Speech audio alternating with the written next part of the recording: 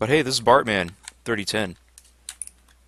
I hooked up all my game systems here so that we can swap between all these awesome game collections of Sonic the Hedgehog. And we're going to keep rocking the Knights pad. Because, surprise, surprise, it works with Sonic Jam.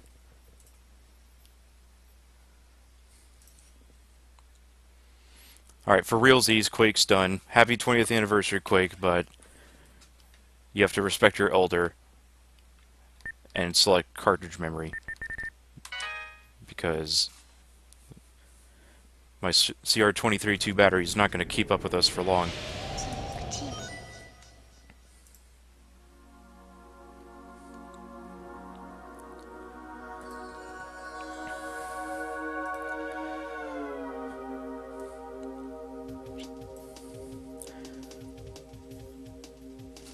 Oh, let's get Quake out of the stack here and look at this sick 90s intro.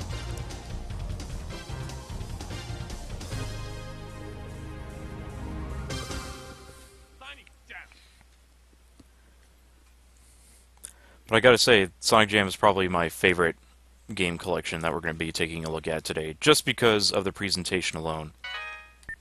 And all the extra features that you don't actually get in pretty much any other version of these games that we're gonna that's in this collection.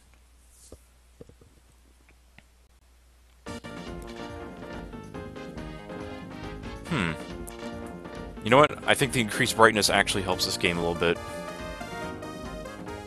Even though it's not quite right.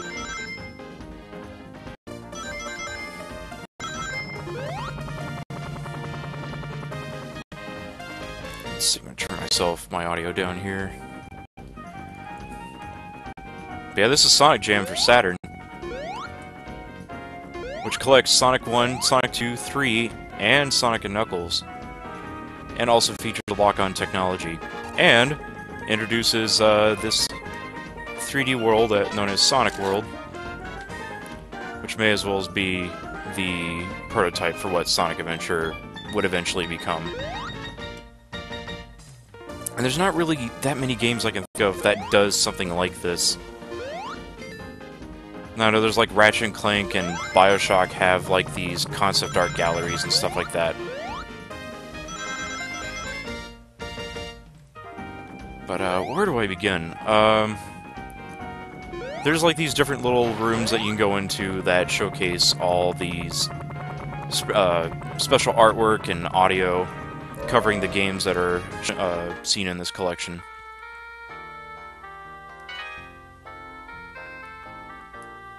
You even get character profiles. And also turns out he's actually 16 years old. Or is it 15? I honestly can't tell anymore. You people watching the chat, how old is Sonic the Hedgehog? And don't say 25, because that's the wrong answer.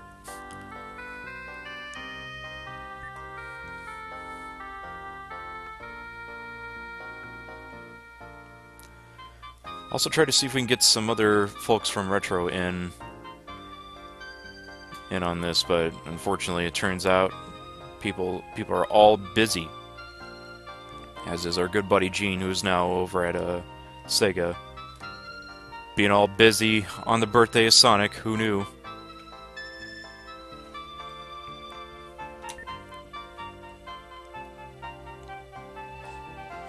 Also check out this drawing guide if you want to figure out how to draw Sonic the Hedgehog the old way. Flexison says he is 25. I don't believe you. I don't believe you at all.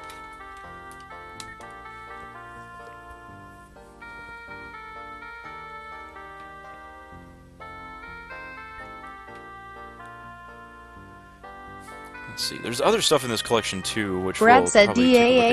DAAAYYYTOOOOONNNEEAAAAAH. Thank you, Slingerland. That's the only time you'll ever hear Slingerland is through Disco, which is going to make all these damn noises. Let's see if I can turn them down. There, that should be fine.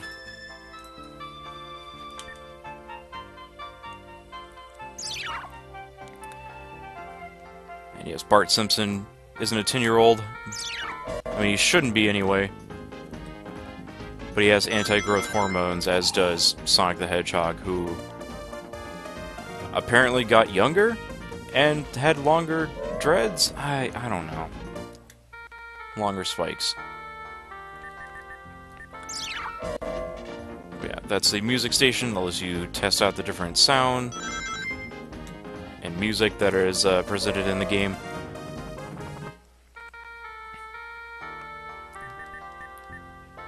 And also, this movie section here that covers a bunch of different promotional material that came out in Japan, which also showed off the Sonic OVA advertisement. It also showed this, which I will at least broadcast, which features an animation from Tokyo movie Shinsha.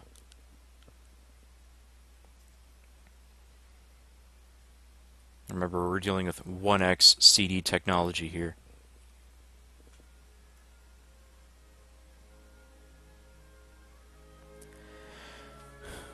Dr. Rigface says that this game makes him want a Saturn. I would recommend it, except there's probably a few issues with the representation. And yes, this is the Man of the Year cartoon.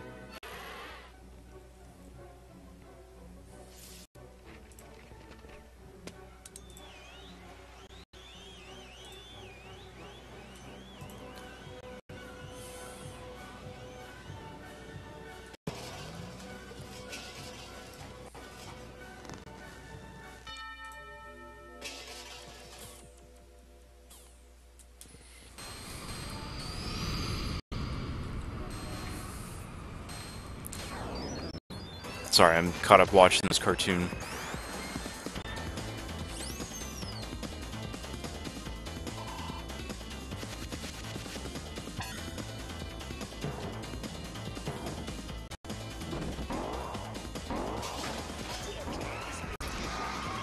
Yeah, a lot of this animation really reminds me of Tiny Toons, and like I said, it's done by one of the animation companies that had helped work on Tiny Toons cartoons. Because look at this expression. Totally looks like something from Tiny Toons. And the sad part is, we will never know the end of what happened to this. Oh well. Right, we're going to take a look at one other thing, or a couple more things, in Sonic World Museum.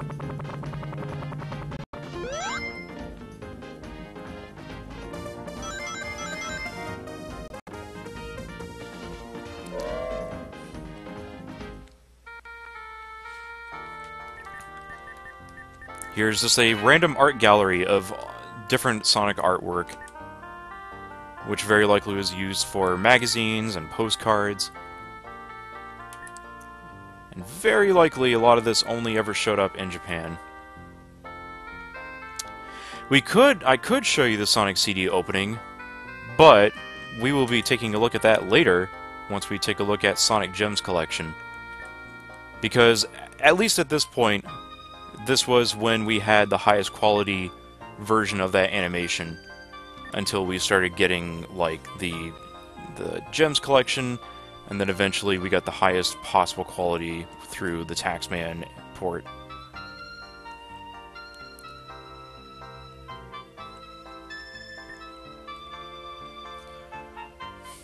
And yes, a lot of this artwork is also seen in Sonic the Screensaver, which we will also be taking a look at later in this show. This is probably one of my favorite. Man, look at that. Can I zoom in? No, I can't. This is horrible. But not this picture.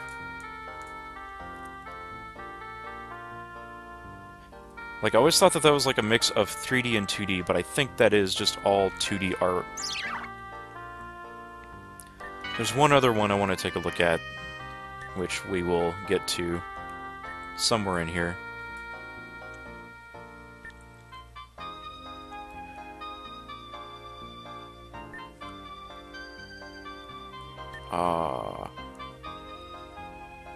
Wait, where's Sonic's friends in this one picture? Go back. He has no friends. Oh, there's Tails. I can barely see him. He's in the bottom left corner. I never noticed that.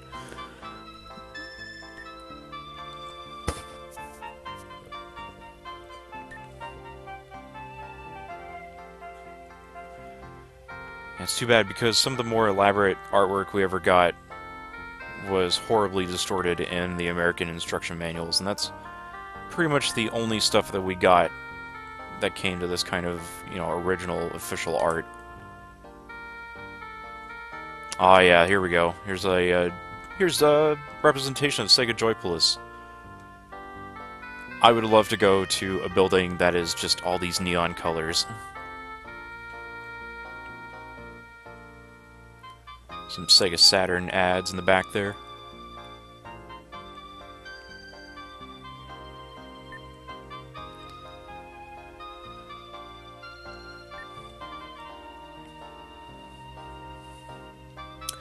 Oh yes, you can see the Sonic CD opening on the on the DVD that was released yesterday. That's awesome.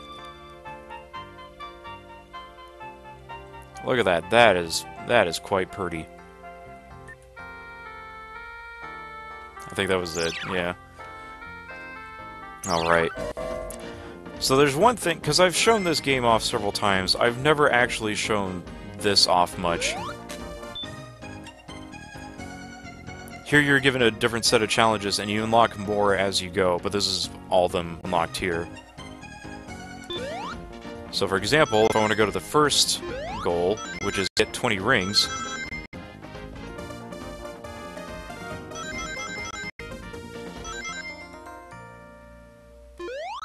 that jingle means that I have completed the task, but I did not beat my record of 16 seconds.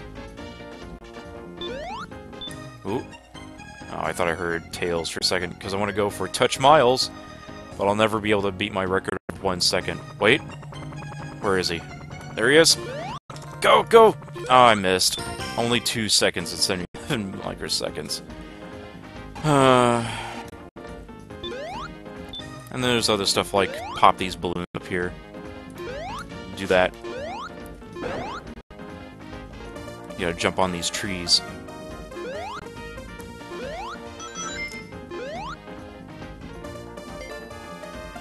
This one's harder for me to get. Because you gotta get on this thing, and then jump off at just the right time. There we go. Also, you can barely hear it, but Sonic makes a noise when he lands. And I forget where the third balloon is. There it is. Oh, and you gotta get up on these floating platforms. Ooh. Yeah, let's rock that analog thumb nub. Ugh. You know, back in the day I didn't have the analog pad, I only had the D-pad, and the game's a little weird in how it treats movement.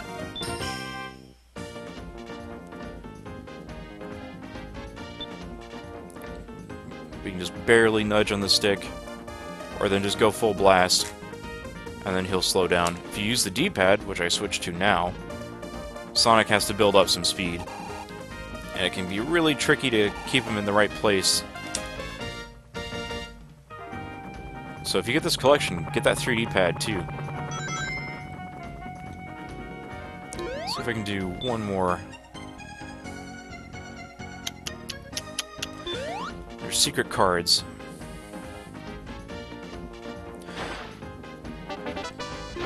So B-Master Toronto 78 is wondering about Saturn emulation. And the good news is we've finally achieved good Saturn, or at least decent Saturn emulation. Some of them are able to upscale, but SSF, which is the one I usually use, was able to play this game just fine. And you can watch all the videos. You can play all the games, including the classic games. Take a ride on this. Get on there. Yeah.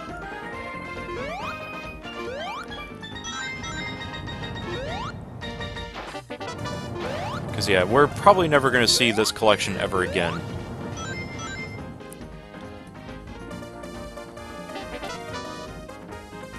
That's good. Jason is asking about if if we would do another multiplayer stream. I would like to. The only reason why... Well, there's two reasons why I didn't really do another Transformed one. And one is, I figured people would be sick and tired of that game. Because it's pretty much the only game we could play online that's actually more than decent. And the other part was, I've been busy. Something's going on in the other room. Yeah, as you can see here, all the main Sonic games from the Genesis or Mega Drive are covered here. And you can still lock on to each and every one of them, including Sonic 1.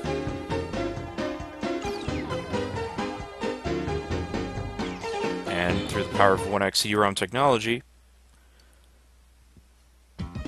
it says no. Because all it's going to do is let us play the special stage stuff, which I really don't care for. Not that it's bad or anything, it's just I don't really like playing the special stages that much because it breaks up the action for me.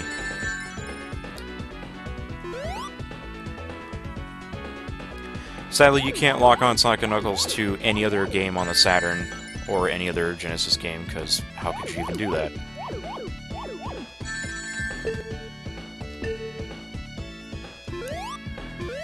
And in case you can't quite tell, the sound effects being rendered through the Saturn,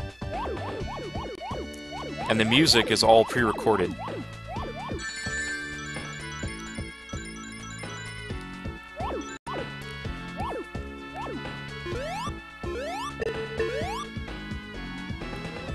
So let's see, the gimmick here is you gotta circle the blue spheres, and they'll turn into rings. Also, the game's not speeding up here, I kind of noticed. I can never remember if it does that normally or not.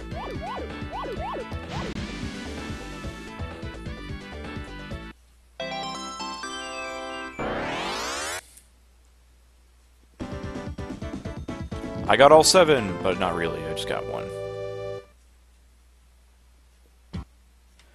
So we're going to go ahead and bump out of here. Oh, bump out of here. And I figured we should probably go play Sonic the Hedgehog 1.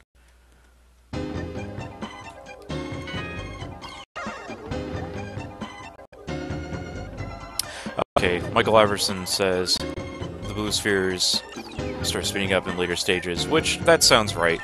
I never really played this game using that. And you know what? Let's blast through Sonic the Hedgehog on easy. Which is another big thing. I should actually go back. Before we get started, we need to check out some of the other crazy things that Sonic Jam does. And also check out that overscan that I didn't cut out, because I'm just a pro like that. You get digital manuals of all the games that are represented here, except for Sonic Jam.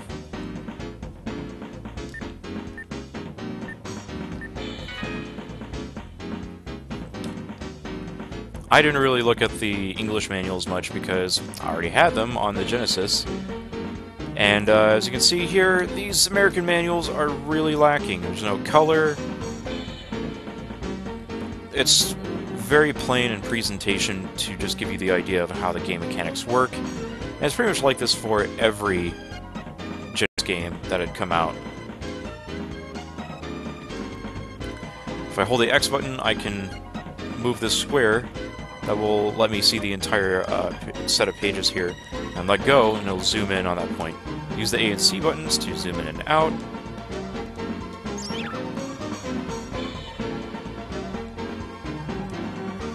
We're going to back out again, because we're going to take a look at the Japanese manual, and that's where it gets really cool. Because keep in mind, this came out in 1997, so this is the only time that people like me could ever take a look at this, because, you know, I didn't have a disposable income, couldn't import anything.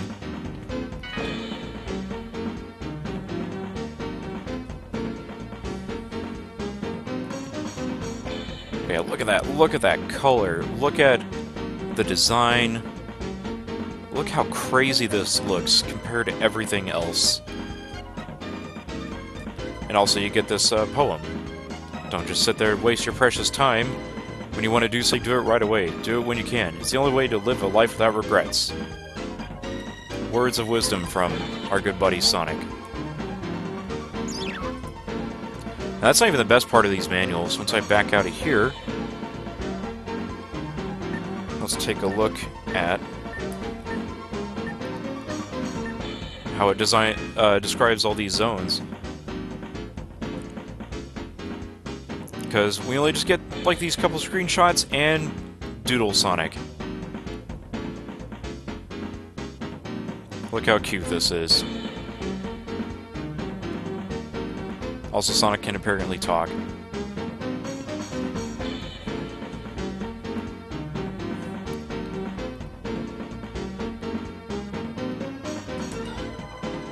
And it's got these designs in here for like every Sonic game that's covered here. Of course, you know, they've... Like, I'm not sure if, like, where these had actually come from, like, what the purpose of them are.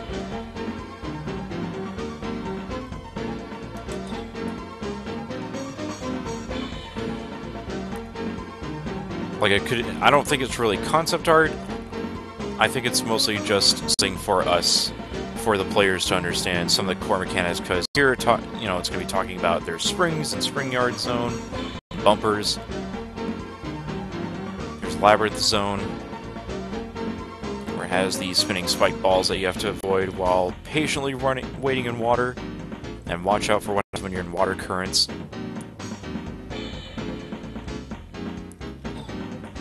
Michael's in the chat is saying that that it is concept art. It probably is. I haven't kept up on all that cool stuff.